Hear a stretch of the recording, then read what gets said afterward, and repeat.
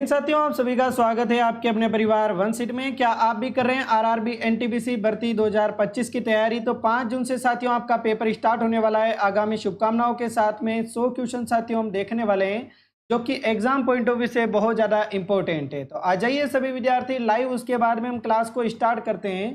पहला क्वेश्चन साथियों हमारा, यानी कि फोकस पूरा का पूरा क्वेश्चन के ऊपर होना चाहिए। मैं विश्वास दिलाता हूँ कि एनटीपीसी में साथियों इसके अलावा और कुछ नहीं आएगा। क्वेश्चन आएंगे तो साथियों यहीं से आएंगे, और नहीं आएंगे तो कहीं से नहीं आएंगे। इतना कॉन्फिडेंस मुझ में है साथियों। तो आपको ध्यान रखना है कि एक एक क्वेश्चन ईमानदारी से आपको तैयार करना है और पढ़ना है। पहला क्वेश्चन अनुच्छेद से संबंधित आपके सामने दे रखा है। भारतीय संविधान का कौन सा अनुच्छेद राज्य के अधीन नियोजन के मामले और सभी नागरिकों के लिए समान अवसर प्रदान करता है? भाई साहब, समान अवसर प्रदान करने वाला आपके कौन सा अनुच्छेद हो जाएगा? तो एकदम सटीक आंसर अनुच्छेद 17।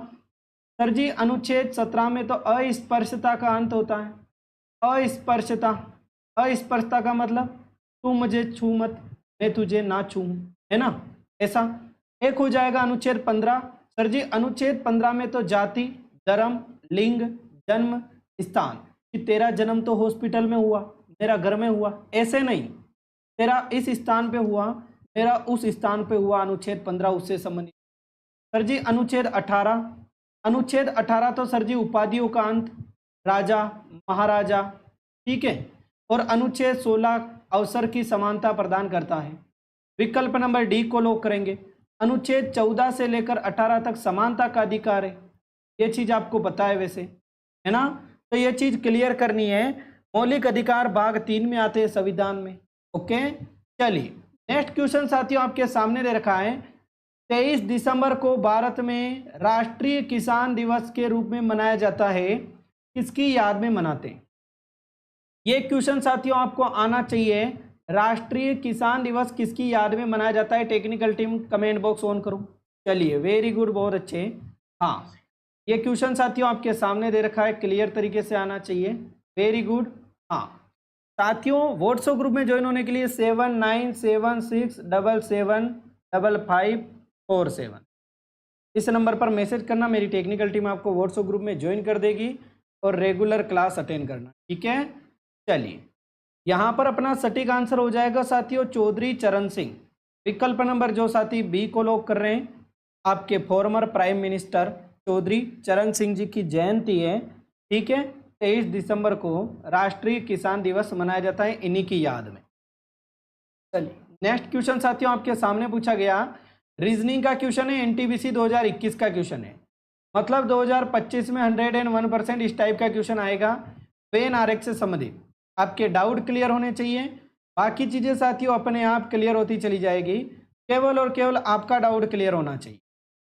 वृत्त, त्रिभुज और चतुर्भुज में स्पष्ट वेन आरेख कौन सा बनेगा? क्या विकल्प नंबर ए को लॉक करूं, बी को लॉक करूं, डी को लॉक करूं कि सी को लॉक करूं? प्रियंका वेरी गुड, बहुत अच्छे, शाबाश। शिव कुमार वेरी गुड, बहुत अच्छे। रीचा वेरी गुड, बहुत अच्छे। पीयू मौर्य क्या बात है, बहुत अच्छे, शाबाश। क्लास को साथियों एक बार शेयर कर दो, थोड़ी सी जल्दी क्लास लग गई आज। चलिए वेरी गुड। आज संडे भी है साथियों, संडे भी। आज किसी को छुट्टी तो नहीं चाहिए? बहुत सारे स्टूडेंट ने छुट्टी ली होगी। चलिए, हाँ यहाँ पर हम लॉक करेंगे साथियों विकल्प नंबर बी को, जो साथी लॉक कर रहे हैं। वृत्त अलग होता है, त्रिभुज अलग होता है, चतुर्भुज अलग होता है, पंचभुज अलग होता है, ठीक है। बाकी चीजें अलग होती है, षष्ठभुज अलग होता है, षष्ठभुज में 6 भुजाएं होती, अलग अलग चीजें होती है। तो इसका मतलब हम किसको लॉक करेंगे सर? अलग है, ये भी अलग, ये भी अलग, ये भी अलग। विकल्प नंबर बी को जो साथी लॉक कर रहे हैं, एकदम सही आंसर पूरा पूरा देने की कोशिश आप कर रहे हो, ठीक है।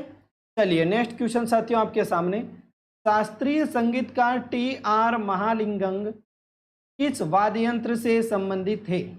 देखिए बताएंगे साथियों, टी.आर. महालिंगम जो है वो किस वाद्य यंत्र से संबंधित हो जाएंगे? देखिए बताएंगे साथियों, क्लियर तरीके से आंसर आना चाहिए। मृदंगम से हो जाएंगे साथियों, बांसुरी से, तबला से, या फिर संतूर से? देखिए बताएंगे साथियों। देखो एकदम सटीक आंसर हो जाएगा विकल्प नंबर बी को, जो साथी लॉक कर रहे हैं। एग्जाम में पूछा जाएगा, ध्यान रखना, ठीक है। शिव कुमार मीणा पीडीएफ भेजो सर जी, पैसे डाल दिए। पीडीएफ भेज देंगे मेरे चांद के टुकड़ों, पीडीएफ भेज देंगे। क्लास होने के बाद में पीडीएफ आपके पास में आ जाएगी, ठीक है। आप चिंता मत करो, घबराओ मत, ठीक है। चलिए, हाँ देखो साथियों, एक तो हो जाएगा बांसुरी से संबंधित हरिप्रसाद चौरसिया, बहुत बार एग्जाम में पूछा जाता है। हरिप्रसाद चौरसिया एग्जाम में पूछा जाता है। पन्नालाल घोष एग्जाम में पूछा जाता है, पन्नालाल घोष, ठीक है। पंडित रोनू पूछा जाता है, रोनू, ओके। ये चीजें आपको एग्जाम में यानी कि पूछी जाएगी। मृदंगम क्या होता है पता है? मृदंगम बनता है चमड़े और जैकवुड से बना हुआ एक ताल वाद्य यंत्र, यानी कि थप्पड़ लगाकर बजाया जाता है, जैसे हम तबले को बजाते हैं। तबला, तबला तो आप जानते होंगे, बहुत ज़्यादा प्रसिद्ध है ना, ढोल की तरह होता है। संतूर क्या होता है साथियों? लकड़ी, स्टील और बांस से बना हुआ वाद्य यंत्र होता है, तत्व वाद्य यंत्र होता है, तार लगे होते हैं संतूर में, ठीक है। अलग अलग चीज़ें होती हैं और एग्जाम में पूछी भी जाती हैं। बेसिक जानकारी आपको होनी चाहिए, बाकी ऐसा कुछ नहीं है, एनटीपीसी क्लियर है, ठीक है। निम्नलिखित में से कौन सी बीमारी साथियों हवा से नहीं फैलती है? न्यूमोनिया, क्षय रोग, हैजा, सामान्य जुकाम। हवा से कौन सी बीमारी नहीं फैलती है? हवा से ना फैलने वाली बीमारी कौन सी हो जाएगी? देखिए साथियों, एक चीज क्लियर कर लेते हैं, विषाणु से होने वाले रोग आपको बताओगे। विषाणु या फिर आता है वायरस, वायरस होता है कौन सा? वायरस, ओके, वायरस होता है। अब आपको चीज आनी चाहिए कि एक होता है वायरस से होने वाले रोग, कौन कौन से? रचना, हमें, पानी, दो, जरा। ये ट्रिक मैंने बता रखी है। और रचना क्या बोलती है? ये ले, विष पी ले, बोलती है ना। तो र मतलब क्या हो जाएगा? रेबीज। च मतलब क्या हो जाएगा? चिकन पॉक्स, एक प्रकार की बीमारी होती है, ठीक है। मुर्गियों में नहीं होती, हमारे अंदर ही होती है, ठीक है। चलिए, उसके बाद में होता है साथियों ह मतलब हेपेटाइटिस, हेपेटाइटिस HIV, ठीक है, वही। उसके बाद में आता है म मतलब मेरे चांद के टुकड़ों, म मतलब होता है मिजल्स। और ह में यहां पर आपको ध्यान में रखना है, हमें ऐसे लिखेंगे तो क्या होगा? हमें इसको टाइप करते हैं, है ना, तो हमें ऐसे ही लिखेंगे। तो ई का मतलब क्या हो जाएगा? इबोला। और इबोला के साथ में आप एड्स भी ध्यान में रखना, एड्स, ठीक है, एड्स, एड्स भी ध्यान में रखना, बहुत ज़्यादा इंपॉर्टेंट है, एड्स पूछा ही जाता है, ठीक है। एक होता है साथियों एड्स के साथ में ई से ही ध्यान में रखना, इन्फ्लुएंजा, बहुत ज़्यादा एग्जाम में पूछा जाता है, इसीलिए बता रहा हूँ। Influenza, okay. इन्फ्लुएंजा के बाद में द से हो जाएगा साथियों डेंगू, डेंगू वायरस से होता है ना, मादा एडिस, ठीक है। और ज मतलब जीका, जीका वायरस, ओके। ये चीजें किससे होती है? वायरस से होने वाले रोग है। एक न एक एग्जाम में आ ही जाएगा, एनटीपीसी में एक न एक क्वेश्चन एग्जाम में आएगा ही आएगा, यहां से ध्यान में रखना। एक आपको लिखना है जीवाणु से होने वाले रोग। जीवाणु से कौन कौन से रोग होते हैं साथियों? तो जीवाणु से मैंने आपको ट्रिक वैसे बता रखी है, पंडित का टिक न्यू है ना, तो वही लिख लेते हैं। पंडित का टीका लिखो चाहे टिक लिखो, टिक न्यू है, न्यू है। बैक्टीरिया, बैक्टीरिया से क्या ध्यान में रखना है? जीवाणु या फिर बैक्टीरिया एक ही चीज, बैक्टीरिया बोलो, बैक्टीरिया बोलो या फिर जीवाणु बोलो, बात एक ही है। बैक्टीरिया लिख रहा हूं, इसका मतलब बैक्टीरिया, ओके। और ये क्या है? रचना, हमें पानी दो जरा, तो रचना बोलेगी ये लो, विष पी लो, ठीक है। क्या बोलेगी रचना? रचना बोलेगी ये लो, विष पी लो, यानी कि वायरस से होने वाले रोग, ठीक है। चलिए, अब देखिए पंडित, प मतलब क्या होता है साथियों? प्लेग, चूहों से फैलता है ना प्लेग, वो जीवाणु या फिर बैक्टीरिया से होता है। ड मतलब डिप्थीरिया, डी मतलब डिप्थीरिया, डिप्थीरिया, ओके, ये लिख लेना कहीं पर कॉपी में। त मतलब तपेदिक, तपेदिक बोलो, ठीक है। टीबी, टीबी भी ध्यान में रख सकते हो, त से टीबी, ओके। का से काली खांसी, काली खांसी, ओके। राइटिंग खराब आती है, दिल खराब नहीं है साथियों, ध्यान रखना। टी से क्या होता है साथियों? टिटनस, टिटनस, और क से कुष्ठ रोग। कुष्ठ रोग क्या होता है साथियों? कुष्ठ रोग होता है। और क के बाद में कुष्ठ रोग, इसी के द्वारा याद रखेंगे साथियों। क्षय रोग भी ध्यान में रखिए, कुष्ठ रोग, क्षय रोग, ठीक है। न्यू से न्यूमोनिया, न्यूमोनिया, ठीक है। और ह से तो अपना भाई पिज्जा, ठीक है। और एक और आता है साथियों गोनोसी, गोनोसी, गोनोसी से आप ध्यान में रखना, गो से क्या हो जाएगा? गोनोरिया। कौन सी बीमारी? गोनोरिया। एग्जाम में आजकल पूछने लग गया है गोनोरिया किससे संबंधित है, तो ये जीवाणु से संबंधित है, जीवाणु से होने वाली रोग है। कौन सी? गोनोरिया। और नो से तो कुछ नहीं है, गोनोसी से, सी से हो जाएगा, गोनो से तो गोनोरिया, और सी से हो जाएगा सिफिलिस। कौन सी? सिफिलिस बीमारी होती है, ये भी किससे होती है साथियों? ये भी होती है बैक्टीरिया से। ओके, ये दोनों चीजें ध्यान में रखेंगे, जीवाणु और विषाणु से होने वाले रोग। अब देखिए कौन सी बीमारी हवा से नहीं फैलती है, तो हैजा हो जाएगा। हैजा दूषित पानी से फैलता है, जो कि यानी कि जीवाणु से होता है, ठीक है। जो खांसी चलती है हमें, वो किससे चलती है? आप बोलोगे कि जो खांसी चलती है साथियों, वो खांसी जो चलती है वो केवल और केवल किससे चलती है साथियों? तो आप बोलोगे कि जो खांसी चलती है वो जीवाणु से चलती है, बैक्टीरिया आ जाता है ना शरीर में, तो चलती है। चलिए देखो, मैंने अभी बताया, मैंने आपको एक चीज बताई, चाहे व्रत आ जाए, त्रिभुज, चतुर्भुज, पंचभुज, षष्ठभुज आ जाए, विकल्प नंबर बी को कहीं पर दिखे तो लॉक करना, ठीक है। अभी मैंने आपको जस्ट बताया, एनटीपीसी 2021 में आया, और फिर एग्जामिनर ने गुमराह करके ये एक और क्वेश्चन दे दिया, एनटीपीसी 2021 का ही क्वेश्चन है। ओके, तो इसको आप देखकर देखिए, देखें। चलिए, शाहीन परवीन, वेरी गुड, बहुत अच्छे, शाबाश। क्लास को शेयर करके आ जाओ साथियों। लल्लू यादव, क्या बात है, बहुत अच्छे। चलिए, तो यहाँ पर भी हम विकल्प नंबर बी को लॉक कर रहे हैं ना। यही हमने गलती कर दी, सबसे बड़ी गलती हमारे जीवन में यहीं पर हो गई कि हमने किसको लॉक कर दिया? विकल्प नंबर बी को। यहाँ पर चतुर्भुज और त्रिभुज तो अलग अलग है।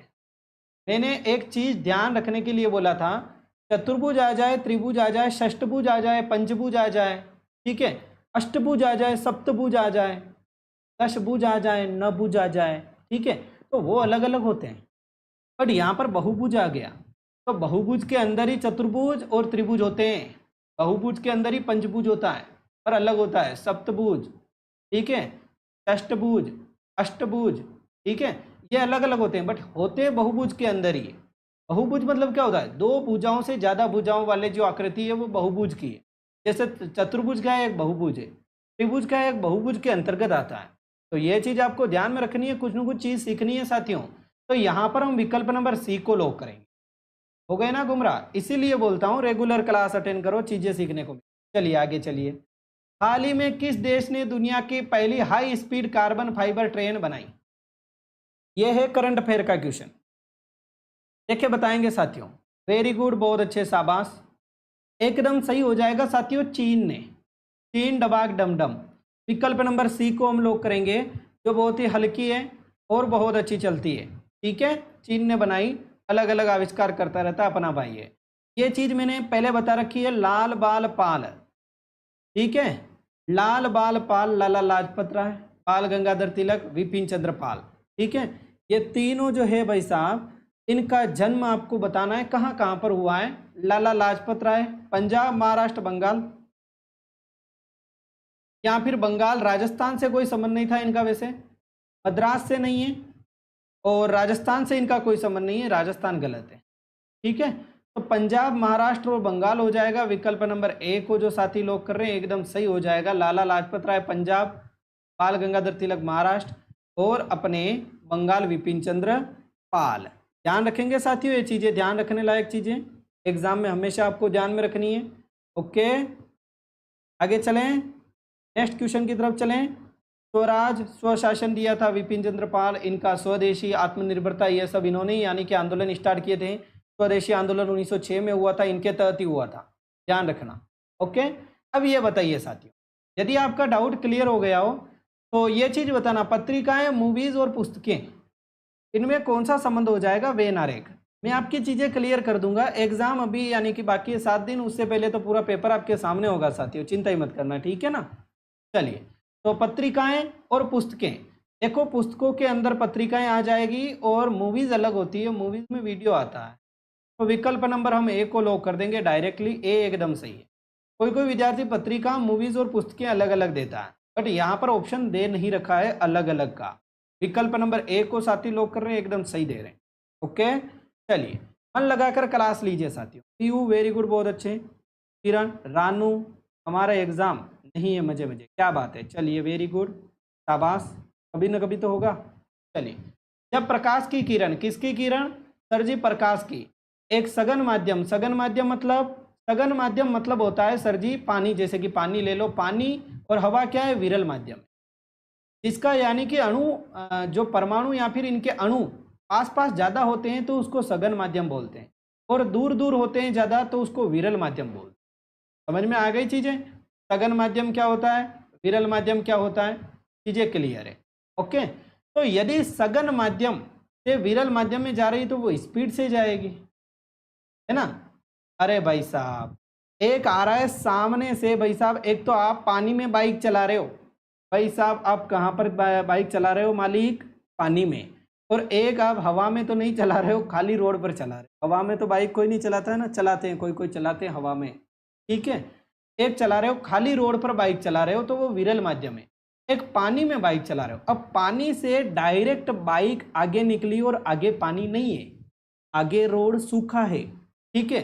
तो पानी से निकलती है तो जोर आएगा बाइक के, और फिर डायरेक्ट सूखा रोड आते ही बाइक की और ज़्यादा गति बढ़ जाएगी, समझ रहे हो, गति और ज़्यादा बढ़ जाएगी। ये बाइक आप चला रहे, ठीक है, ये तो गति बढ़ जाएगी, तो गति तो बढ़ जाएगी, गति बढ़ेगी, धीमी तो नहीं होगी बाइक, नहीं होगी। सघन माध्यम से विरल माध्यम में जाएगी तो धीमी नहीं होगी, विरल माध्यम से सघन माध्यम से जाएगी, यानी कि खाली रोड था आगे पानी आ गया तो बाइक धीमी हो जाएगी, ठीक है।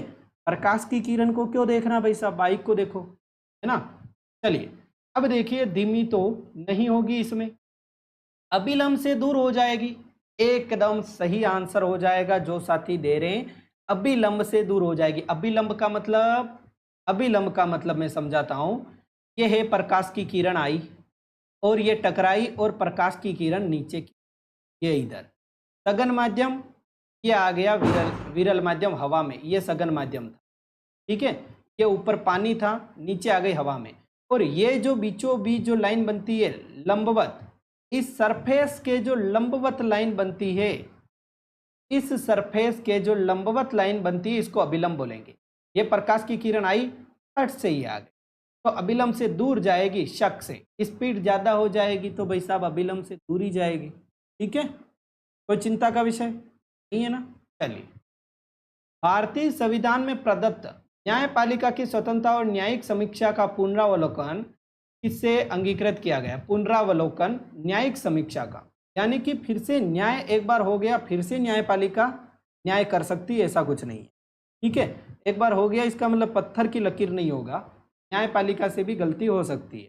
तो कहाँ से लिया गया, ब्रिटिश से, अमेरिकी से, कनाडियन से, या फिर हो जाएगा वाइगर से, तो एकदम सही है अमेरिका, विकल्प नंबर बी को हम लॉक कर देंगे, एकदम सही है अमेरिका से। और क्या लिया गया, अपना मौलिक अधिकार, लिख लो कॉपी में, मेरे चांद के टुकड़ों, एक बार याद करो, बार बार याद करो। चलिए, उसके बाद में होता है साथियों राष्ट्रपति पर महाभियोग, राष्ट्रपति पर जो महाभियोग की प्रक्रिया लगती है, महाभियोग की प्रक्रिया लगती है वो भी साथियों, ठीक है। एक होता है सर्वोच्च न्यायालय और उच्च न्यायालय के न्यायाधीशों को हटाना, न्यायाधीश को जो हटाने की प्रक्रिया है वो भी अमेरिका से ली गई। उपराष्ट्रपति का जो पद होता है उपराष्ट्रपति का, वो भी साथियों लिया गया। राष्ट्रपति और उपराष्ट्रपति के कार्य भी कहाँ से लिए गए, राष्ट्रपति और उपराष्ट्रपति, इतनी चीजें आपको ध्यान में रखें, राष्ट्रपति और उपराष्ट्रपति के कार्य भी कहाँ से लिए गए, तो यहाँ से लिए गए। ओके, ध्यान रखेंगे, चीजें क्लियर है।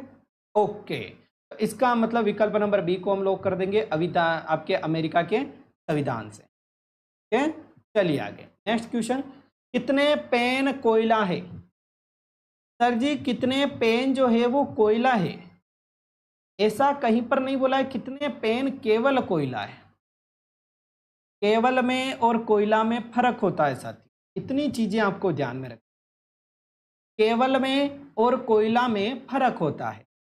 टायर गोले को बता रहा है तो टायर को तो छोड़ ही दो कि गोला तो होना नहीं चाहिए वैसे, ठीक है, बट हमें देखना क्या है वो देखो, कितने पेन कोयला है, तो सर जी कोयला में आना चाहिए और पेन में आना चाहिए इस डब्बे में। तो कोयला और पेन में तो ये दो चीज़ें आ रही है, 4 और 2 यानी कि 6 पेन हो जाएंगे। सर जी टायर भी तो है, ये दो टायर में भी तो आ रहा है, उससे हमारा लेना देना नहीं है भाई साहब, उससे हमारा कोई लेना देना नहीं है। कितने पेन कोयला है वो तब वो बताना है कि सर जी ये 4 और 2 6 पेन कोयला। यदि बोले कितने पेन केवल कोयला है तो केवल कोयला हो जाएंगे 4, फिर ये टायर में नहीं आएगा। बट केवल ऑप्शन में नहीं, प्रश्न में केवल नहीं दिया है, तो हमें क्या करना है? जितना पूछा कि लड़का क्या करता है, सर जी लड़का तो पढ़ाई कर रहा है।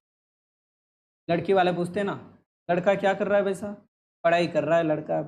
ठीक है, नौकरी नहीं, सरकारी नौकरी ना ना, चलो ठीक, ये और पता चलें आगे।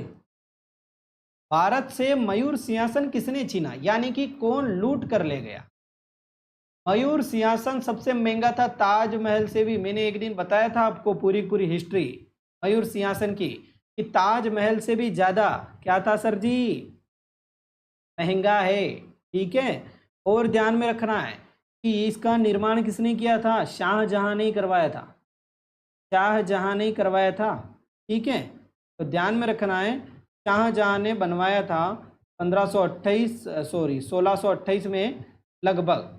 ठीक है, तो ध्यान में रखना है। और नादिर शाह उसे यहाँ से लेकर चला गया था। मयूर सिंहासन में कोहिनूर लगा हुआ था, क्या कोहिनूर लगा हुआ था?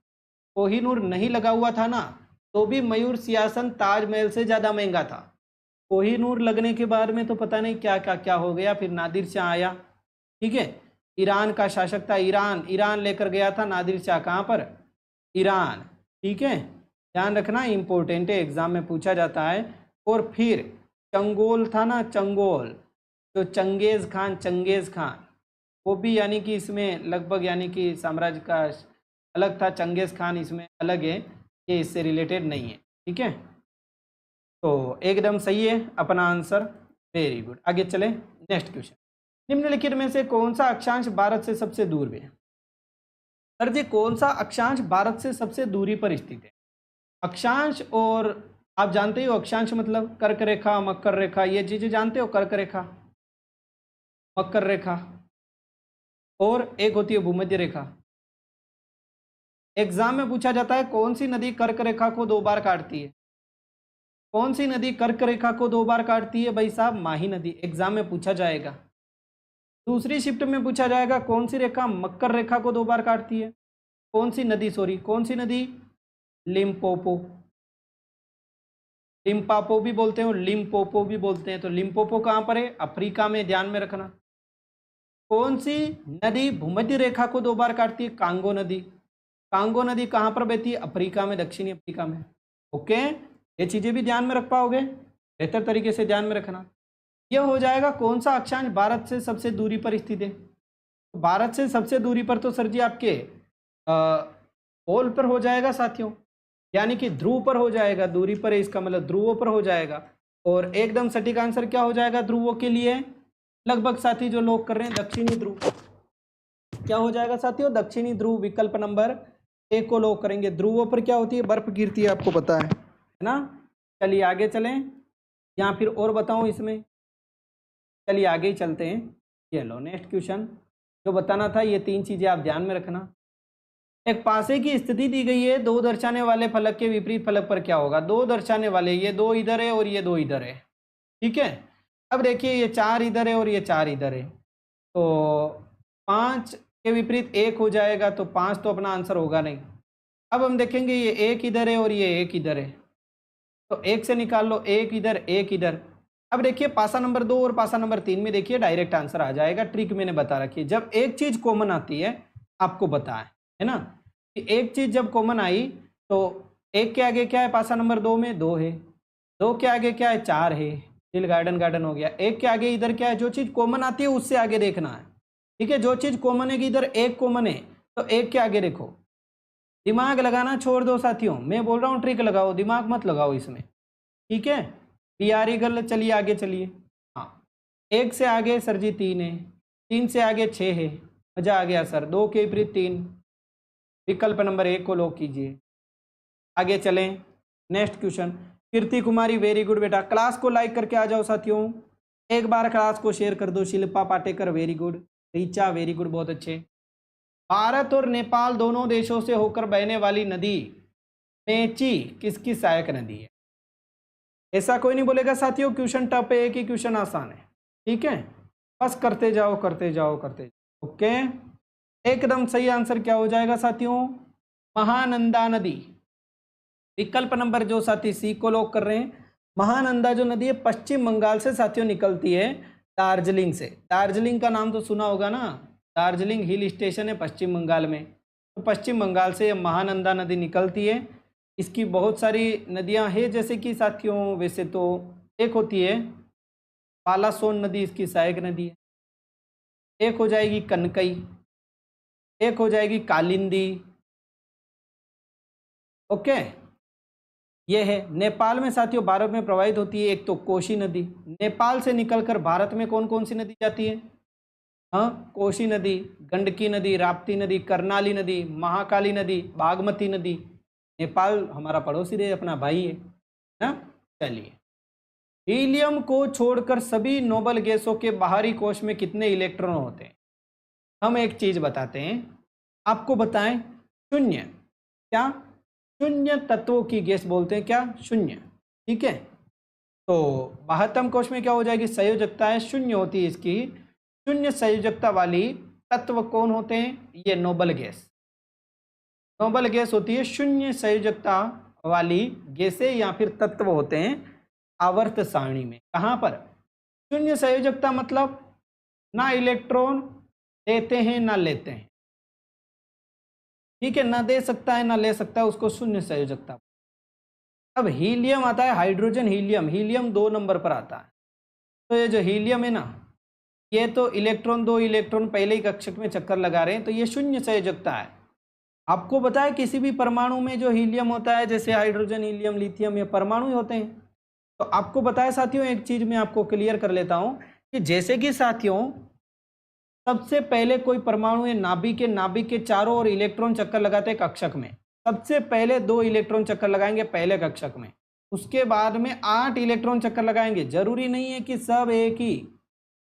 सर जी, हाइड्रोजन, हीलियम, लिथियम में 3 इलेक्ट्रॉन है, तो ये 1 इलेक्ट्रॉन दूसरे कक्षक में चक्कर लगाएगा। लिथियम के बाद में बेरिलियम आता है, तो यहाँ पर एक और इलेक्ट्रॉन आ गया, इसका मतलब ये बेरिलियम है। बोरोन आता है, इसका मतलब एक और इलेक्ट्रॉन आ गया, बोरोन है। कार्बन आता है, एक और इलेक्ट्रॉन आ गया, ये कार्बन है। नाइट्रोजन आता है, एक और इलेक्ट्रॉन आ गया, ये नाइट्रोजन है, ठीक है। ऑक्सीजन आता है, ये ऑक्सीजन है, ठीक है। Oxygen, hydrogen, helium, lithium, beryllium, boron, carbon, nitrogen, fluorine, ये फ्लोरीन, नियोन, ये नियोन। फिर सोडियम, ये सोडियम नहीं होगा। क्यों नहीं होगा सर? क्योंकि द्वितीय कोश में जो सेकंड कक्षक है ना, इसमें 8 इलेक्ट्रॉन होते हैं, 1 2 3 4 5 6 7 8, और ये 9वां इलेक्ट्रॉन आ गया, जो कि गलत है। ओके, इसका मतलब हमें तीसरा कक्षक बनाना पड़ेगा सोडियम के लिए, ठीक है। कौन सा तीसरा कक्षक हमें बनाना पड़ेगा? सोडियम के लिए। तो ये मैं तीसरा कक्षक बना लेता हूँ, और ये सोडियम, सोडियम, ठीक है। ये चीजें पता चली, एग्जाम में पूछी जाती है। तो शून्य तत्वों की गैसें जैसे कि साथियों हेमा, नीना और करीना। हेमा आ गई, नीना यानी कि नियोन 10 पर आता है, तो नियोन 10 पर आता है, तो ये नियोन ही है। ये देखिए, यहाँ तक जो मैंने बताया ना, नियोन ही है। तो इसके बाह्यतम कोश में कितने इलेक्ट्रॉन है नियोन के? 1 2 3 4 5 6 7 8, ये है जो बाह्यतम कोश है। हीलियम का बाह्यतम कोश यही था, क्योंकि कोश ही एक है, बाह्यतम क्या हो और आंतरिक क्या हो, है ना। चलिए, इसके बारे में आता है आर्गन, 18 नंबर पर आता है ना, ये आर्गन। यहाँ पर 8 और जुड़ जाएंगे और 8 और जुड़ जाएंगे, ठीक है। तो इसका मतलब विकल्प नंबर हम सी को लॉक कर देंगे, एकदम सही है कि बाह्यतम कोश में 8 इलेक्ट्रॉन होते हैं हीलियम के अलावा। हीलियम में बाह्यतम कोश में 2 इलेक्ट्रॉन होते हैं, बाकी में 8 होते हैं। ओके, आगे चलें। हेलो, हेलो, हाँ, हाँ सर, 9 बजे नहीं यार, 9:15 तक यहाँ से निकल पाऊँ, क्लास ले रहा हूँ। अच्छा यूँ क्या, अर्जेंट था क्या सर?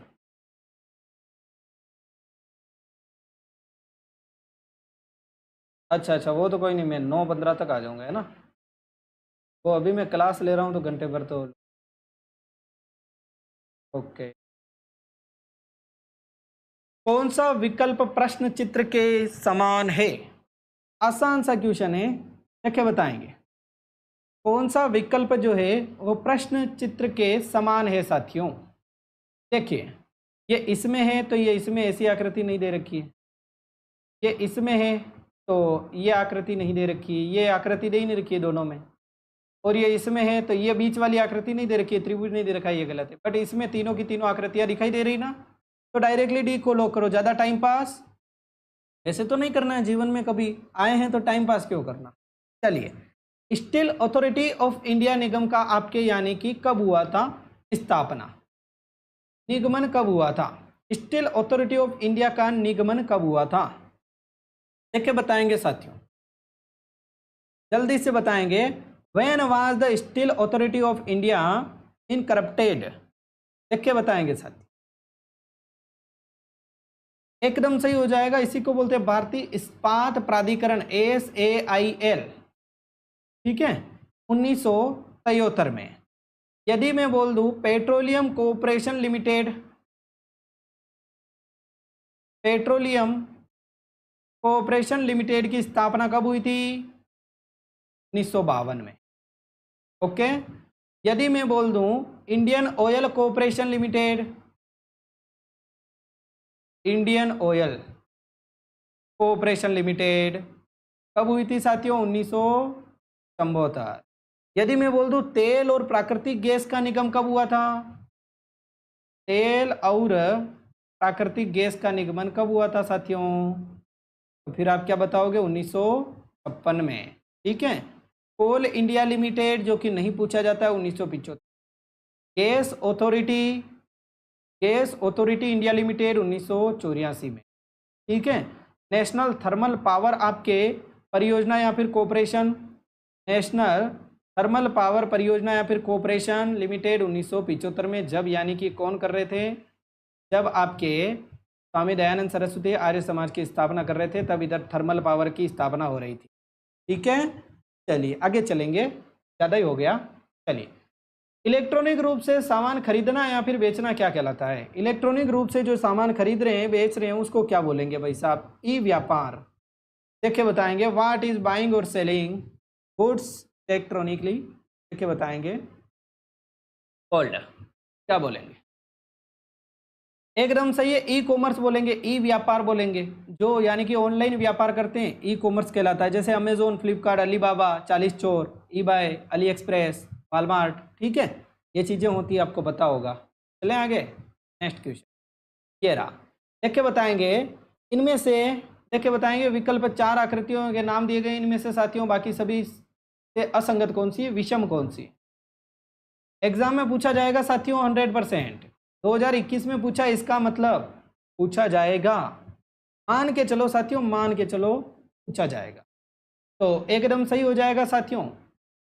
अंदर अंदर 3 व्रत बना रखें, बाहर 4 व्रत बना रखें।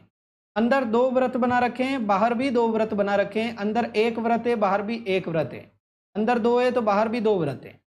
अंदर 4 व्रत है तो बाहर भी 4 व्रत है सर जी। ओके, तो इसका मतलब ये ए वाला अलग है। बट यहाँ पर देखना, ये ऑप्शन ये दे रखे हैं, तो ऑप्शन नंबर ए में ही ये दे रखा है, तो कोई कंफ्यूजन नहीं है। कभी कभी एग्जामिनर भी आपको गुमराह कर देता है, एग्जामिनर में बोल रहा हूँ बहुत ज़्यादा गुमराह कर देता है। रीजनिंग में आसान आसान क्वेश्चन होते हैं, गुमराह हो जाते हैं बच्चे। यहाँ पर देखकर ए को लॉक करके आ जाते हैं और इधर नीचे नहीं देखते हैं ABCD में से क्या है, ठीक है। क्या पता बी में ए ऑप्शन दे दे, तो फिर बी को लॉक करके आना है, ठीक है। चलिए आगे चलें।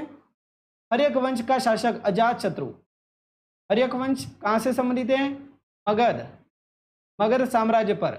ह स ना मन्ना, ठीक है। तो ह स ना, हर्यक वंश, शिशुनाग वंश, नंद वंश, मौर्य वंश, और फिर आ गया कौन सा? पुष्यमित्र शुंग वाला, शुंग वंश, ठीक है। तो यहाँ तक तो आपको ध्यान में रखना ही रखना है। सबसे पहला वंश था मगध साम्राज्य का, जिसका यानी कि हर्यक वंश है। हर्यक वंश की स्थापना किसने की? बिंबिसार। बिंबिसार अलग है, कहीं कहीं पर आपको बिंदुसार मिलेगा, बिंदुसार, बिंदुसार अलग है। बिंदुसार कौन है साथियों? बिंदुसार जो है वो अपने हो जाएंगे साथियों मौर्य वंश से संबंधित, अशोक के पिताजी और चंद्रगुप्त मौर्य के बेटे बिंदुसार कहलाते हैं, ठीक है। और बिंबिसार कौन है? हर्यक वंश के संस्थापक बिंबिसार का पुत्र हो जाएगा साथियों। तो एकदम सही है, बिंबिसार हो जाएगा यहाँ पर, एकदम सही है, ठीक है। विकल्प नंबर डी को लोग करेंगे। अजातशत्रु का पुत्र था बिंबिसार। किसका पुत्र था अजातशत्रु? बिंबिसार। बस इतना ही ध्यान में रखना है। आगे चलिए। विद्युत धारा एक सतत और बंद मार्ग क्या कहलाता है? विद्युत धारा का सतत और बंद मार्ग, ये तार है, तार से ये मैंने बैटरी जोड़ दी, बैटरी से मैं एक बल्ब जोड़ देता हूं, ठीक है। ये मैंने बल्ब जोड़ दिया, बल्ब से मैं एक स्विच जोड़ देता हूं कुंजी, और ये मैं बंद परिपथ बना देता हूँ। बैटरी, स्विच, बल्ब, ठीक है। तो अब ये करंट इधर से आया, बैटरी चालू है मतलब स्विच चालू है, इसका मतलब बल्ब चलेगा। स्विच बंद, बल्ब नहीं चलेगा। अपने घरों में बंद विद्युत परिपथ है, ठीक है। तो इसका मतलब साथियों ये क्या कहलाता है? विद्युत परिपथ कहलाता है। आपने सुना ही होगा, क्या कहलाता है साथियों? विद्युत परिपथ, इलेक्ट्रिक सर्किट। परिपथ मतलब सर्किट, ओके। लूप जो बनाता है ना वो, बट यहाँ पर डी को लोग नहीं कर देना है लूप देखकर। चलिए आगे चलें। चीजें समझ रहे हो ना साथियों कि नहीं? चलिए आगे चलिए। रेलवे ग्रुप डी का क्वेश्चन है, बट आपके है रेलवे का ही क्वेश्चन है, ओके। इसमें कोई घबराने वाली बात नहीं है। अगली आकृति क्या बनेगी ये बता दो आप, तो रीजनिंग का क्वेश्चन है साथियों, है ना। चलिए अगली आकृति क्या बनेगी? आप बताओगे कि ये यहाँ पर है सर जी, ये स्टार यहाँ पर है, अब इस सरफेस पर आ गया। अब ये स्टार है जो इस सरफेस पे आ गया, तो अब कहाँ पर आएगा? सबसे पहले यहाँ पर था, फिर यहाँ पर आया, फिर यहाँ पर आया, तो अब स्टार इस सरफेस पर आएगा। ये ए को लो करें, यहाँ पर नहीं आएगा, बीच में नहीं आएगा। इधर क्या लेने गया भाई साहब? तो ए यहाँ पर है और विकल्प नंबर ए को यहाँ से लॉक करना है। ए एकदम सही है, जो साथी ए को लॉक करे। प्रियंका वेरी गुड, बहुत अच्छे, शाबाश। सपना देखो उसी का मिल जाए खुशी से, क्या बात है बेटा, क्या बात है, बहुत अच्छे दिलगाड़। चलिए आरती साहू वेरी गुड, बहुत अच्छे। चलिए आगे चलिए साथियों। आंध्र प्रदेश राज्य में स्वदेशी आंदोलन को क्या कहा गया? आंध्र प्रदेश राज्य में स्वदेशी आंदोलन को क्या बोला गया? गदर आंदोलन। आपको पता ही होगा गदर आंदोलन के बारे में, एग्जाम में क्वेश्चन आता ही है, एग्जामिनर को रहा नहीं जाता है, क्वेश्चन नहीं देता है तो रहा नहीं जाता है, ठीक है। गदर आंदोलन 1913 में शुरू हुआ था। कहाँ पर? सैन फ्रांसिस्को में शुरू हुआ था, सैन फ्रांसिस्को में। लिखिए फ्रांसिस्को, ठीक है। भारत छोड़ो आंदोलन कहाँ से शुरू हुआ था 1942 में? 8 अगस्त 1942 भारत छोड़ो आंदोलन कहाँ से शुरू हुआ था? बम्बई से, ठीक है। कहाँ से सर जी? मुंबई से शुरू हुआ था। मुंबई के गोवालिया टैंक मैदान से स्टार्ट हुआ था, गोवालिया टैंक मैदान, एग्जाम में पूछा जाता है।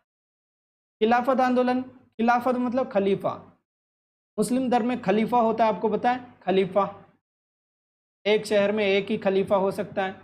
मतलब मुस्लिम धर्म का जो मेन होता है, मेन आदमी को खलीफा, जो सबका सम्मान, यानी कि जिसका सब सम्मान करते हैं, उसको हम बोल सकते हैं। अब जो खलीफा है ना, अंग्रेज उसका पद हटाने के लिए, यानी कि खलीफा होता है, उसका पद हटाने के लिए तत्पर थे। अंग्रेज पद हटाना चाहते थे, खलीफा पद को हटाना चाहते थे अंग्रेज। और तब यानी कि आंदोलन शुरू हो गए थे। हर एक देश में, अलग अलग देशों में आंदोलन शुरू हो गए थे, है ना। तो आंदोलन शुरू हो गए, तो भारत में भी आंदोलन चला था, खिलाफत आंदोलन, ठीक है। तो खिलाफत आंदोलन भारत में कब चला था? 1919 में। किसने चलाया था? दो भाई, मौलाना मोहम्मद अली, ठीक है, मौलाना मोहम्मद अली और मौलाना शौकत अली, ओके, दो जनों ने चला था। वंदे मातरम साथियों आंदोलन, वंदे मातरम आंदोलन मेरे चांद के टुकड़ों, एकदम सही आंसर हो जाएगा इसका, जो कि 1905 में एकदम सही हो जाएगा। स्वदेशी आंदोलन के प्रांत में लगभग यानी कि चला था वंदे मातरम आंदोलन, ठीक है। ध्यान में रखेंगे, इसमें थे लाला लाजपत राय, बाल गंगाधर तिलक, इधर से थे, ओके, ध्यान में रखेंगे। चलिए आगे चलें। नेक्स्ट क्वेश्चन, निम्नलिखित में से कौन सा आपके उत्तक जंतुओं के शरीर में सुरक्षात्मक उत्तक है? जंतुओं के शरीर में सुरक्षात्मक उत्तक कौन सा है? पेशी उत्तक, तंत्रिका उत्तक, संयोजी उत्तक, ये हमारे अंदर होते हैं पेशी उत्तक, और ये तंत्रिका उत्तक, उपकला उत्तक हो जाएगा। विकल्प नंबर डी को लॉक करेंगे। एपिथेलियली टिश्यू उत्तक को क्या बोलते हैं? टिश्यू बोलते हैं, टिश्यू, ओके, ध्यान रखेंगे। और उपकला उत्तक होते हैं ना, वो 4 वर्ग में बांटे जाते हैं। एक तो होता है सरल, एक होता है घनाकार, एक होता है साथियों स्तंभाकार, ठीक है, अलग अलग होते हैं। उपास्थि होता है, कोलेजन फाइबर होता है, रेटिकुलर फाइबर होता है, लोचदार फाइबर होता है, अलग अलग फाइबर भी होते हैं, इसकी वजह अलग होता है। ठीक को लोग करेंगे, एकदम सही है यहाँ पे। नेक्स्ट क्वेश्चन, आगे चलिए। ये जो आकृति आपको दिखाई दे रही है ना, ये दिखाई तो दे रही है साथियों कि नहीं? देखिए बताइए, इसमें बताएंगे ये जो आकृति दिखाई दे रही है, ये साथियों आपके कहाँ नहीं थे? ये जो आकृति है एक बार यहाँ पर बनाइए, ऐसे ऐसे ऐसे ऐसे, क्या यहाँ पर तो ऐसे तो ये जाएगा, फिर ये ऐसा टेढ़ा तो नहीं हो जाएगा, ये ऐसे जाएगा, ये ऐसे भी अगर जा रहा है, ये ऐसे, ये अगर ऐसे नहीं जा रहा है और मैं ऐसे भी यदि डलवाऊँ तो ये ऐसा, वाओ, बट ये ऐसा सीधा होना चाहिए ना, रेखा ऊपर वाली सीधी होनी चाहिए, ये तो टेढ़ी है। ये सीधी रेखा, ये देखो, ये ये, वाओ क्या बात है, क्या बात है। और ये, अरे वाह, विकल्प नंबर सी। अब देखो, गुमराह होकर जो सी को लॉक कर रहे हैं वो गलत है, जो साथी मेरे चांद के टुकड़े सी को लॉक कर रहे हैं वो गलत है। यहाँ पर विकल्प नंबर बी होगा, क्योंकि ऑप्शन सी है जो इसमें दे रखा है बी में, तो विकल्प बी को हम लॉक करेंगे, एकदम सही। ठीक है, इतना ध्यान रखना, जल्दबाजी में कभी आंसर मत देना, ध्यान रखना, जल्दबाजी कभी मत करना। चलिए, भारत के चुनाव आयुक्त का कार्यकाल कितना होता है? 5 वर्ष का, 4 वर्ष का, 6 वर्ष का कि 3 वर्ष का? भारत के चुनाव आयुक्त का जो कार्यकाल होता है वो कितना होता है? 6 साल का होता है साथियों। और अभी अनुच्छेद 324 में चुनाव आयुक्त के साथ में अन्य 2 चुनाव आयुक्त और शामिल होते हैं साथियों। इनकी जो आयु होती है 65 वर्ष होती है, ध्यान रखना, ठीक है। 6 वर्ष का कार्यकाल, 65 वर्ष की आयु होती है। सर्वोच्च न्यायालय के यानी कि न्यायाधीश के रूप में उसी के तहत साथियों कार्यालय से नहीं हटाया जा सकता है, ध्यान रखना इसको, ठीक है। कार्यालय से इनको हटाया नहीं जा सकता है, ध्यान रखना। चलिए, नेक्स्ट क्वेश्चन आपके सामने दे रखा है, हरित क्रांति से संबंध में निम्न में से कौन सा कथन सही नहीं है? यह अंतर्राष्ट्रीय एजेंसियों द्वारा वित्त पोषित किया गया था। सर जी, वित्त का पोषण करेंगे तभी तो कोई ना कोई क्रांति चलेगी भारत में। आधुनिकीकरण के लिए यह एक निजी क्षेत्र का कार्यक्रम नहीं था। हरित क्रांति भारत सरकार द्वारा चलाई गई थी, निजी क्षेत्र नहीं था, विकल्प नंबर बी को। यह मुख्य रूप से साथियों गेहूं और चावल उगाने के लिए, हाँ सर जी, धान, ठीक है, केवल उन क्षेत्रों में किया गया जहां पर सिंचाई का आश्वासन, हाँ सर जी, हरित क्रांति चल रही है, फसलों को उगाना है तो सिंचाई जहां पर ज्यादा होगी वहां पर ही होगी, थार के रेगिस्तान में तो उगाएंगे है नहीं, नॉर्मल सा इश्यू है। चलिए आगे चलिए, नेक्स्ट क्वेश्चन एलपी का क्वेश्चन है। दी गई आकृति है और उत्तर आकृति है, ये दे रखी है। अब इसमें करना क्या है आप बता दीजिए डायरेक्टली, इसमें जल प्रतिबिंब बता दीजिए, जल प्रतिबिंब, जल प्रतिबिंब बताना है, यानी कि ये जल प्रतिबिंब इधर बनेगा ऊपर का नीचे, नीचे का ऊपर। अब बता देंगे,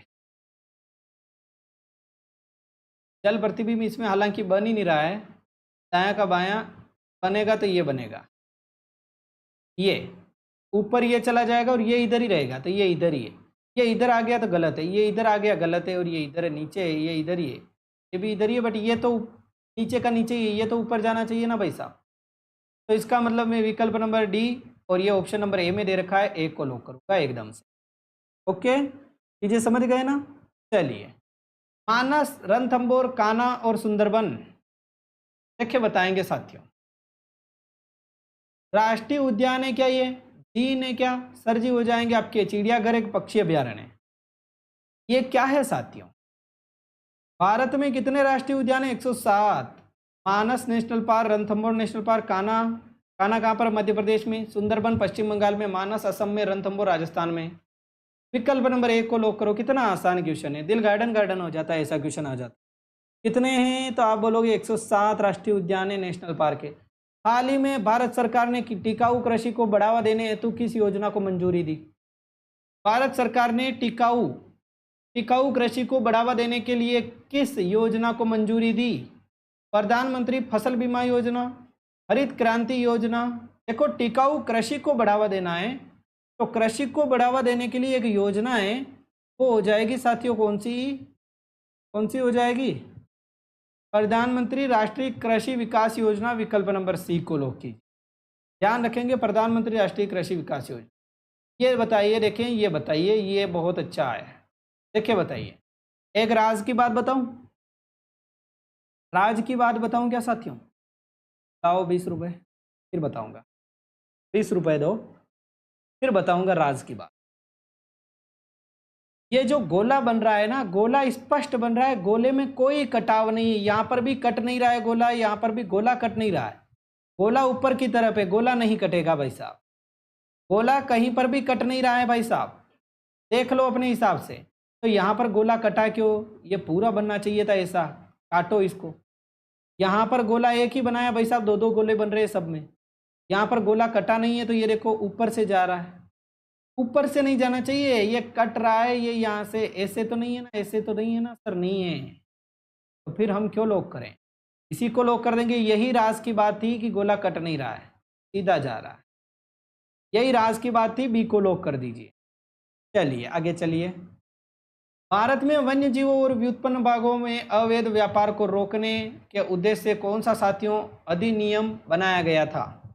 वन्य जीवों और व्युत्पन्न भागों के अवैध व्यापार, वन्य जीवों का अवैध व्यापार चल रहा है, तो उसके लिए वन्य जीव संरक्षण अधिनियम 1972 विकल्प नंबर डी को लॉक करेंगे। एकदम सही है, जंगली जानवरों, पक्षियों और पौधों की प्रजातियों को बचाने की।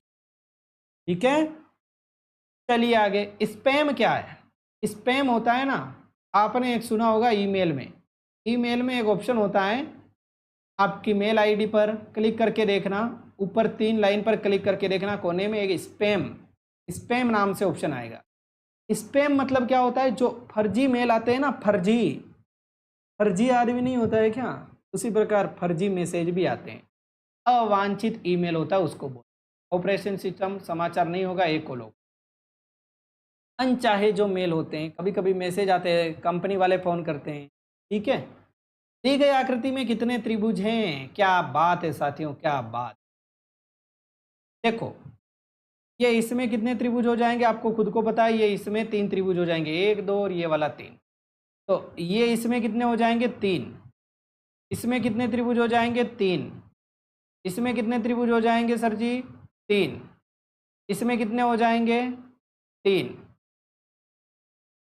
ये हमने काउंट कर लिया बाहर बाहर से। ये हो गया 1, 3 एकम 3, 3 दूनी 6, 3 तिया 9, 3 चौक 12, तीनों पाँचे, ये हो जाएगा 13, क्योंकि इसमें एक ही है सर जी, 13। ठीक है, 13 त्रिभुज हमने स्पष्ट तौर पर गिन लिए। 13 के बाद में ये गिनो, ये वाला पूरा कंटिन्यूअसली गिनो। ये भी तो एक त्रिभुज है, दिखाई दे रहा है कि नहीं नीले कलर का? आप बोलोगे सर जी दिखाई तो दे रहा है धुंधला धुंधला। 13 के बाद में 14, 14 के बाद में ये 15, 15 के बाद में मेरे चांद के टुकड़ों ये 16, 16 के बाद में, 16 के बाद में सर जी मजा आ जाएगा, ये 17वां लॉक कर दो।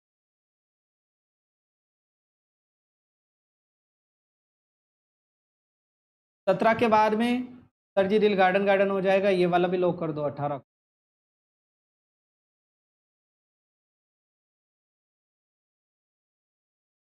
18 को लॉक कर दिया। और कहीं पर बन रहा है साथियों 18 के बाद में आपको और दिखाई दे रहा हो? ये हमने काउंट कर लिया है वैसे।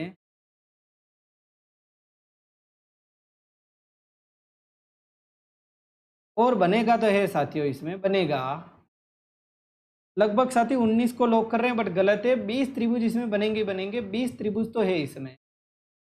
18 हमने काउंट किए और जल्दबाजी में कहीं पर भूल गए, हो सकता है भूल गए होंगे, बट इसमें और बनेंगे बनेंगे। ये भी एक त्रिभुज, ये कोई त्रिभुज नहीं है। ये यहाँ से होके यहाँ से होके ये चतुर्भुज फिर जाएगा, ये कोई त्रिभुज नहीं, बट इसमें त्रिभुज बनेगा ही बनेगा, और त्रिभुज बनेंगे इसमें 100%। 20 त्रिभुज इसमें होंगे, ऑप्शन नंबर डी को लॉक करेंगे। 20 त्रिभुज होंगे, थोड़ा सा शांत स्वभाव से सोच, आ जाएगा आंसर। ठीक है, समझ गए साथियों? 20 त्रिभुज इसमें बनेंगे, 20 बनेंगे। ठीक है, तो ये ऐसे क्वेश्चन पूछे जाते हैं त्रिभुज काउंट करने वाले, थोड़ा सा साथियों यानी कि देरी रख के काउंट करते हैं, सर आ जाएगा। ओके, चलिए आगे चलें। नेक्स्ट क्वेश्चन, इंदिरा गांधी सरकार ने भारतीय रुपये का अवमूल्यन किस वर्ष किया था? अवमूल्यन मतलब रुपये का वैल्यू घटाना, अवमूल्यन कहलाता है। प्रियंका ऑफिशियल, वेरी गुड बेटा, क्या बात है, बहुत अच्छे। शाहीन वेरी गुड, बहुत अच्छे, ऐसा ही आंसर देना। चलिए, जापान, जापान हिरोशिमा नागासाकी कहाँ से आ गया है? सीआईएसएफ की रनिंग कब है सर जी? New student Prajapati queen, CISF की रनिंग होगी, बहुत जल्दी होगी, नोटिफिकेशन हो जाएगा। चलिए पानी पूरी चाहिए हैं। चलिए आगे चलिए, आगे चलिए, मजाक नहीं, मजाक से हटके। अवमूल्यन 3 बार हुआ है भारत में, अब तक अवमूल्यन जो हुआ है आज़ादी के बाद में 3 बार हो चुका है। कब कब हुआ साथियों? एक 1949 में अवमूल्यन हुआ था पैसों का, यानी कि मूल्य घटाया था, गिराया था, और ये घटाना जरूरी भी है। 1966 में हुआ था और 1991 में हुआ। ओके, तो सर जी 1966 में कौन था भाई साहब? 1966 में वही अपनी देवी इंदिरा गांधी जी। ठीक को लॉक करेंगे, ध्यान रखना, इसी को बोलते हैं डिवोल्यूशन। ओके चलिए, हाल ही में मां महामाया हवाई अड्डा का उद्घाटन कहाँ किया? मां महामाया, रिसेंटली वेयर हैज मां महामाया एयरपोर्ट बीन इनॉग्रेटेड? देखिए बताएंगे सर, कहाँ पर हो जाएगा? उत्तर प्रदेश, मां, छत्तीसगढ़, एकदम सही। विकल्प नंबर बी को लॉक करेंगे, एकदम सही है, छत्तीसगढ़ में हो जाएगा। चलिए, निम्नलिखित में से कौन सा शीत मरुस्थल है? शीत मरुस्थल, अरब के देश, अरब देश में तो सर जी आपके रेगिस्तान है, आर्कटिक में शीत मरुस्थल नहीं है, पेंटागोनिया में हो जाएगा। विकल्प नंबर सी को लॉक कीजिए। पेंटागोनिया कहाँ पर है? अर्जेंटीना, अर्जेंटीना और चिली में। एक पूछा जाता है साथियों, विश्व के ठंडे मरुस्थल में एक होता है गोबी का मरुस्थल, गोबी मरुस्थल कहाँ पर है? गोबी सबसे बड़े मरुस्थल में से एक है, चीन और मंगोलिया में। कहाँ पर है? चीन और मंगोलिया में गोबी मरुस्थल है। एक हो जाएगा साथियों, कौन सा है? टकला मकान, कहाँ पर है? चीन में, ये भी ठंडा मरुस्थल। ठीक है, एक हो जाएगा पेटागोनियन, अर्जेंटीना में हो जाएगा साथियों। और उष्मीय कौन सा है? जैसे रेगिस्तान, रेगिस्तान कौन सा है? रेगिस्तान में एक हो जाएगा मोजावे का रेगिस्तान, कहाँ पर है? मोजावे का रेगिस्तान अमेरिका, कहाँ पर है? अमेरिका में। थार रेगिस्तान कहाँ पर है? थार रेगिस्तान कहाँ पर है? भारत में, आपको बताइए। मोंटे रेगिस्तान कहाँ पर है? मोंटे अर्जेंटीना में, कहाँ पर है? अर्जेंटीना में। ठीक है, अरेबियन पता ही है, सहारा रेगिस्तान सबसे बड़ा उत्तरी अफ्रीका में, कहाँ पर है? उत्तरी अफ्रीका, ध्यान रखना। चलिए आगे चलें। भारत के वायसराय लॉर्ड कर्जन ने बंगाल के विभाजन की घोषणा कब की थी? 1907, 1905, 1906, 1911?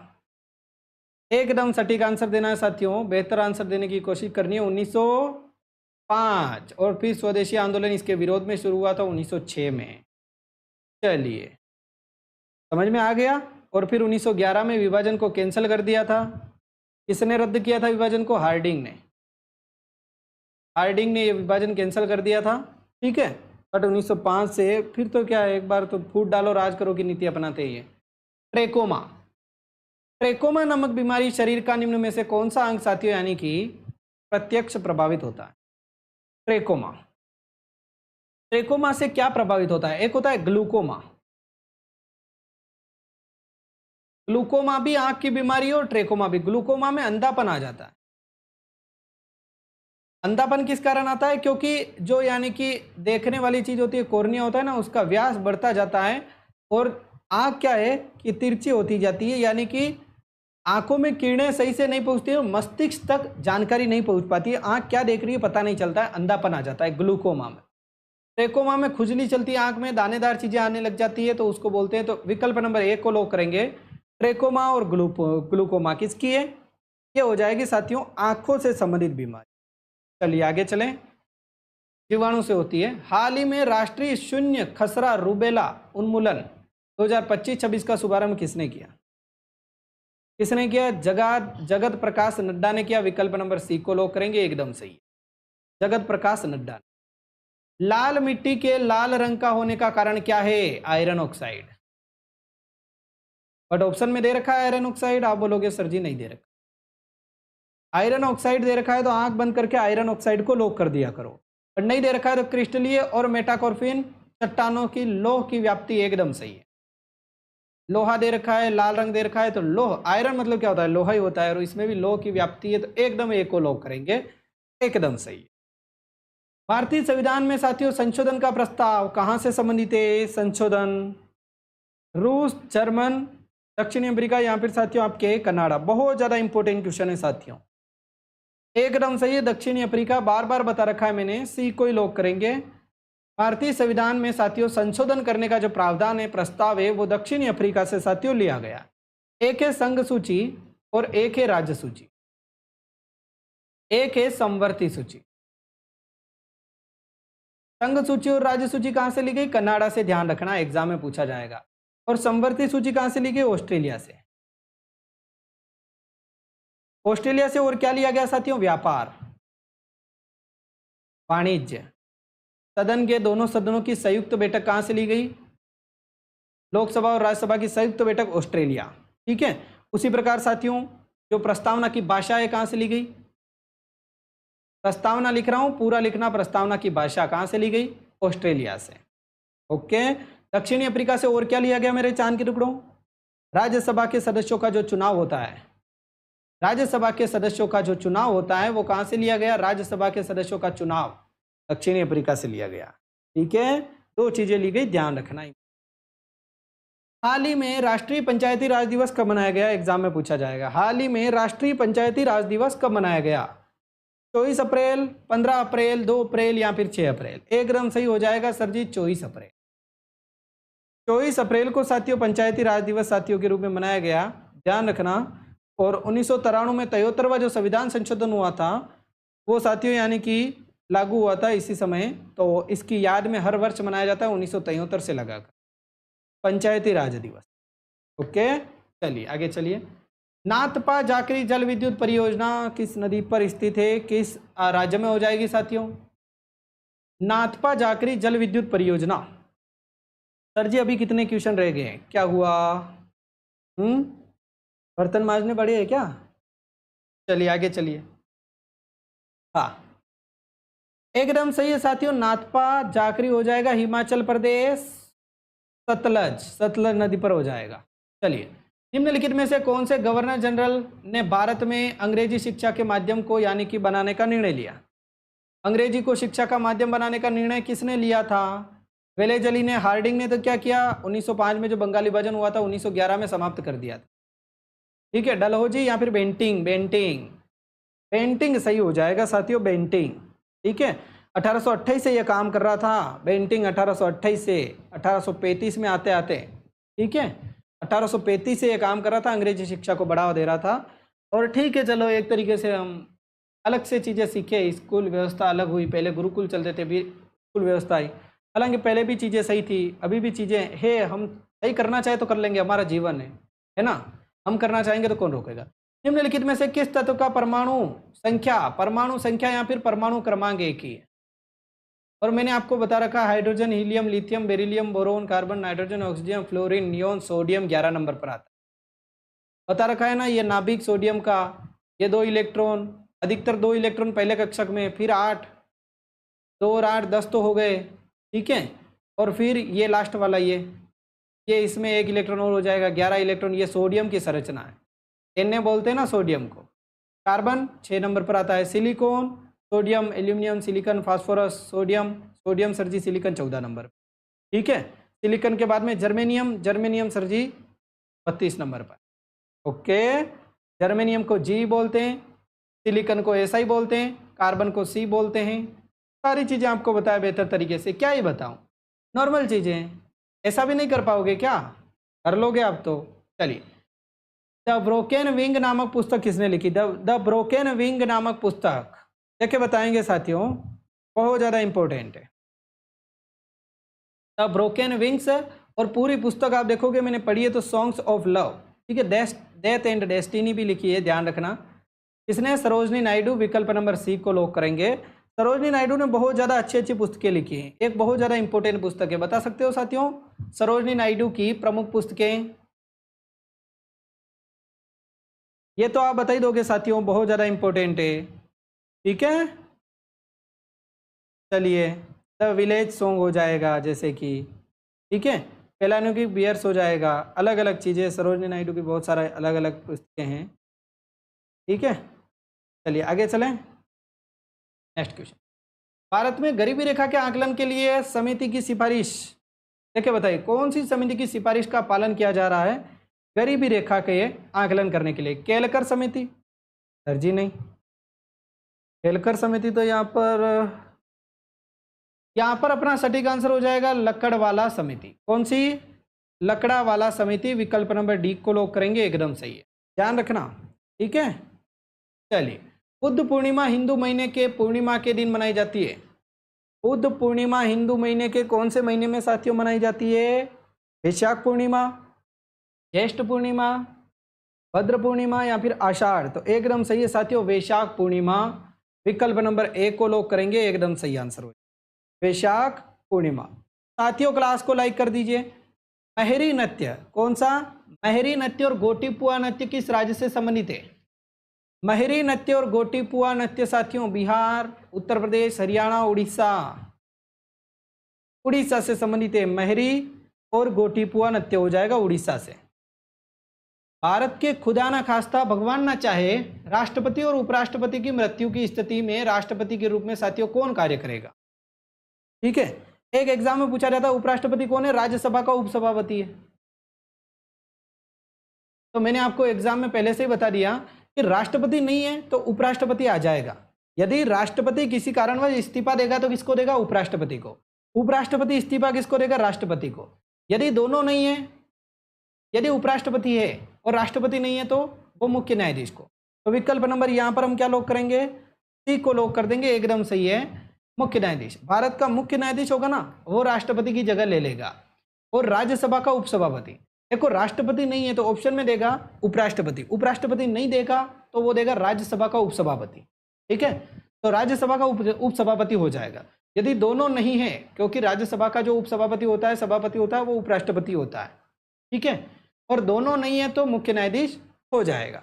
तुरंत साथियों मैसेज कीजिए 7976775547 इस नंबर पर मैसेज कीजिए और मेरी टेक्निकल टीम आपको व्हाट्सएप ग्रुप में ज्वाइन कर देगी और रेगुलर आप क्लास अटेंड कर पाओगे। रेगुलर क्लास अटेंड करना कंपलसरी है सिलेक्शन के लिए, ये चीज़ें बहुत ज़्यादा इंपॉर्टेंट है। और जल्दी से साथियों एक और काम कीजिए, ये जो स्कैनर दिख रहा है इस पर 99 का पेमेंट और पीडीएफ ले लीजिए। 3000 क्वेश्चन की जो पीडीएफ है इस स्कैनर पर साथियों आपको 99 का पेमेंट कर देना है और जल्दी से साथियों आपको 3000 क्वेश्चन की पीडीएफ ले लेनी है। 3000 क्वेश्चन में आपको मिलेगा जीके, साइंस, रीजनिंग, मैथ और पीवाईक्यू सीरीज पूरी की पूरी। ठीक है, बहुत ज़्यादा इंपॉर्टेंट क्वेश्चन मिलेंगे, तो एनटीपीसी के लिए जरूर ले लेना साथियों। ठीक है, क्योंकि यहाँ से बहुत सारे क्वेश्चन पुटअप हो जाएंगे, 100 में से 70 प्लस क्वेश्चन आराम से पुटअप हो जाएंगे, जीके, रीजनिंग, मैथ के इंपॉर्टेंट क्वेश्चन। और 99 का पेमेंट करने के बाद में इधर उधर मुंह मत ताकना, व्हाट्सएप पर स्क्रीनशॉट भेज देना, इस नंबर पर 7877028487 पर स्क्रीनशॉट जरूर भेज देना। ठीक है, तब जाकर मिलेगी 99 का पेमेंट करने के बाद में। ओके, तो थैंक यू सो मच साथियों, आपके डाउट जितने भी ये क्लियर हुए होंगे। सुबह 8 बजे मिलेंगे, तब तक के लिए जय हिंद, जय भारत, जय मां Saraswati. Okay, thank you, take care, good night.